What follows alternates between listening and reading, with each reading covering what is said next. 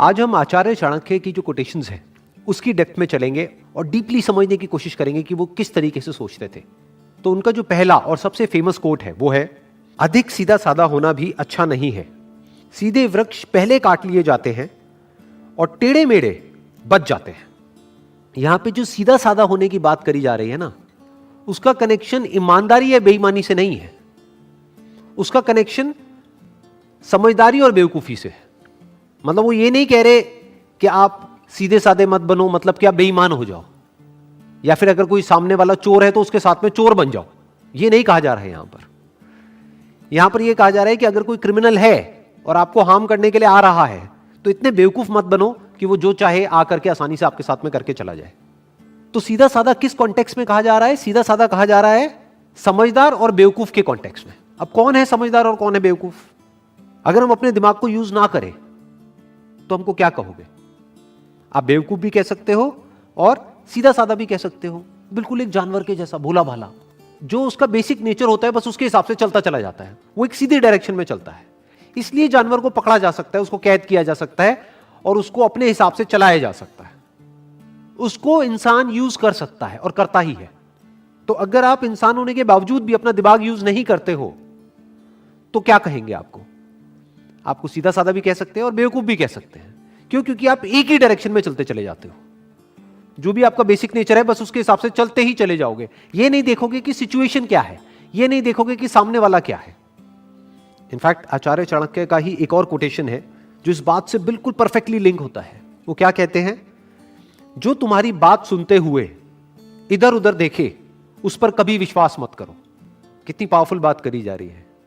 जो सीधा साधा आदमी होगा वो इस बात की डेप्थ को नहीं समझ पाएगा, वो इस बात को समझ ही नहीं पाएगा। जो तुम्हारी बात सुनते हुए इधर उधर देखे उस पर विश्वास क्यों ना करो, क्योंकि वो कुछ और ही सोच रहा है। वो आपकी बात में जब इंटरेस्टेड नहीं है तो आप में इंटरेस्टेड कैसे होगा? उसका इंटरेस्ट सिर्फ इसमें है कि जो वो चाहता है वो फटाफट से कैसे हो जाए, चाहे उसमें आपका नुकसान भी हो जाए तब भी उसको फर्क नहीं पड़ता है। जो आपकी बात तक सुनने में इंटरेस्टेड नहीं है वो आप में कैसे इंटरेस्टेड होगा? तो इस तरीके से हमको पहले समझना होता है कि जो सामने वाला पर्सन है उसके दिमाग में क्या चल रहा है, उसके अकॉर्डिंग एक्ट करना होता है। नहीं तो हम बहुत ही बुरी तरीके से लाइफ में फंस सकते हैं और फंसते ही हैं। जैसे कि एक जानवर फंस जाता है एक आदमी के जाल में, ऐसे ही जो सीधे साधे लोग होते हैं, यानी जो अपना दिमाग नहीं लगाते हैं, वो फंस जाते हैं ऐसे लोगों के जाल में जो बिल्कुल शिकारी के जैसे होते हैं, जिनका काम ही यही होता है कि जो लोग सीधे साधे हैं किसी तरीके से उनको फंसा दिया जाए, किसी तरीके से उनको बेवकूफ बना दिया जाए।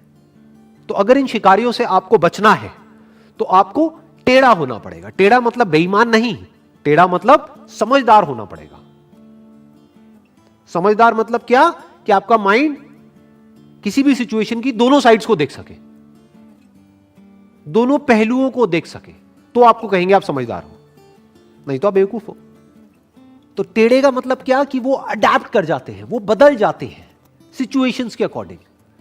और सीधे का मतलब क्या? कि जो नहीं बदलते हैं, जो खुद को चेंज करने के लिए तैयार नहीं है। और इसको इस तरीके से भी आप कह सकते हो कि सीधे का मतलब क्या? कि जो सीख नहीं रहा है, जो भी कुछ उसके साथ पास्ट में हुआ है वो सीख नहीं रहा है, यानी कि एक ही गलती को बार बार कर रहा है। उसी को तो हम बेवकूफ कहेंगे ना। गलती करना मतलब बेवकूफी नहीं, एक ही गलती को बार बार बार बार बार बार करते रहना वो बेवकूफी है। और समझदार किसको कहेंगे? जो ना सिर्फ अपनी गलतियों से सीखे बल्कि दूसरों की गलतियों से भी सीख जाए, वो समझदार है। उसको आप टेढ़ा भी कह सकते हो, क्योंकि अब उसकी खुद की लाइफ का जो एक्सपीरियंस है, मान लो इस दायरे में है, वो उसके बियॉन्ड भी सोच सकता है। क्यों? क्योंकि उसने औरों के लाइफ के एक्सपीरियंसेस से भी सीख लिया है। नेक्स्ट कोट इज, भय को नजदीक ना आने दो। अगर ये नजदीक आए तो इस पर हमला कर दो, यानी भय से भागो मत, इसका सामना करो। किस भय की बात करी जा रही है यहां पर? पहले उसको समझना पड़ेगा। दो तरह के डर हैं जो हर इंसान के अंदर होते हैं। एक डर है जो रियलिटी पे बेस्ड है, उसको फिजिकल भी बोल सकते हो। वो डर हम सबके अंदर होना चाहिए। वो डर बुरा नहीं है, वो हमको बचाता है। फॉर एग्जाम्पल, आप अगर किसी एक ऐसी बिल्डिंग के 10वें फ्लोर पे जाकर के एज पे खड़े हो जाओगे जहां से कि आप अगर नीचे गिरे तो आप मर सकते हो, तो वहां पर जैसे जैसे आप आगे बढ़ रहे होगे आपको डर लगेगा। तो क्या उसका सामना करना है? क्या बिल्कुल एज पे जाकर के खड़े हो जाना है जहां पे कि अगर हल्की सी भी गलती हो या हल्की सी भी हवा चले तो आप नीचे गिरो और मरो, यह बात करी जा रही है? नहीं। तो डर बुरा नहीं है। बहुत लोग मेरे से क्वेश्चन पूछते हैं कि किस तरीके से डर को हम खत्म करें। मैंने कहा अगर डर आपके अंदर से खत्म हो गया तो आप भी खत्म हो जाओगे। जब आप एक रेड लाइट जंप करने वाले होते हो और सामने कोई पुलिस वाला नहीं होता है तो आपको यह डर नहीं होता है कि कोई पुलिस वाला पकड़ लेगा। आपको यह डर होता है, आप चारों तरफ देखते हो कि कहीं कोई बस तो नहीं आ रही फुल स्पीड में, तो आपके अंदर एक डर है कि कहीं मैं मर ना जाऊं। तो एक है जो रियलिटी पे बेस्ड है, तो उसकी बात यहां पर नहीं हो रही है कि उस पर हमला कर दो। यहां पर किसकी बात हो रही है? Psychological fears. आपकी अपनी कुछ इमेजिनेशंस हैं, उससे आप डर रहे हो। और अगर आप ध्यान से ऑब्जर्व करोगे 90% जो फियर्स हमारे अंदर होते हैं वो साइकोलॉजिकल होते हैं। माइंड अपने आप ही एक किसी भी सिचुएशन की वर्स्ट साइड को देख लेता है या वर्स्ट सिचुएशन को इमेजिन करने लग जाता है और खुद ही उससे डरने लग जाता है। आजकल इसका सबसे अच्छा एग्जांपल है कि आपको कोई भी बीमारी हो, छोटी से छोटी भी, आप गूगल पे जाकर के सर्च करो, वो बीमारी खत्म होगी जाकर के कैंसर पे, तो अब आप डर रहे हो कि कहीं मुझे कैंसर तो नहीं है। अब इस डर का क्या इलाज है कि बैठे बैठे डरते मत रहो, जाकर के अपना टेस्ट करा लो। तो बहुत सारे हमारे डर ऐसे होते हैं जो साइकोलॉजिकल होते हैं, उससे नहीं डरना है। उसकी बात करी जा रही है कि अगर उस तरह का कोई डर लगे तो उस पर हमला कर दो। फॉर एग्जाम्पल, आपको अपनी क्लास में, आप किसी स्कूल में हो या कॉलेज में हो, एक प्रेजेंटेशन देनी है और उससे आपको डर लग रहा है, तो आपके अंदर से क्या आएगा? जब आप डरते चले जाओगे, चल यार जिस दिन मेरी प्रेजेंटेशन है उस दिन छुट्टी मार लेता हूं, छोड़ना कौन जाएगा। तो ये कहा जा रहा है कि ये हरकत मत करो, क्योंकि ये डर आपका साइकोलॉजिकल है, ये किसी रियलिटी पे बेस नहीं है। ऐसा नहीं है कि आपकी प्रेजेंटेशन में थोड़ी सी गलती आपसे हो गई तो आपको मार दिया जाएगा या आपको स्कूल या कॉलेज से बाहर निकाल देंगे। तो आपका जो डर है वो साइकोलॉजिकल है। और एक बार अगर डर गए, एक बार कोई भी साइकोलॉजिकल डर आपके अंदर आ गया तो वो डर धीरे धीरे धीरे धीरे बढ़ने लग जाता है। फिर वो डर एक सिचुएशन तक नहीं रहता है, आपकी लाइफ के हर एस्पेक्ट पे वो रिफ्लेक्ट होने लग जाता है। लेकिन अगर उसी वक्त आप उसका सामना कर लो और उसको वहीं पे खत्म कर दो तो हमेशा के लिए वो डर आपके अंदर से गया। तो डर का क्या इलाज है? Action, immediate action. For example, आपके अंदर पानी का डर है, डूबने का डर है, तो शुरुआत करो ना कम गहरे पानी से। गहरे पानी से दूर रहो, कोई बात नहीं, बट उसको फेस करो। अगर नहीं आती है स्विमिंग और पानी का इतना ही डर है तो तैरना सीख जाओ। इससे क्या होगा?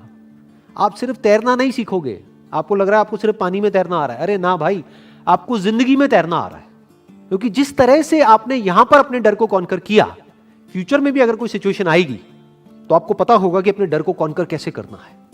यानी कि अगर कोई भी किसी भी तरह का साइकोलॉजिकल डर आपके अंदर आए तो छोटे से छोटा स्टेप उठाओ और उस डर को वहीं पे जड़ से खत्म कर दो और धीरे धीरे उस स्टेप को बड़ा करते चले जाओ।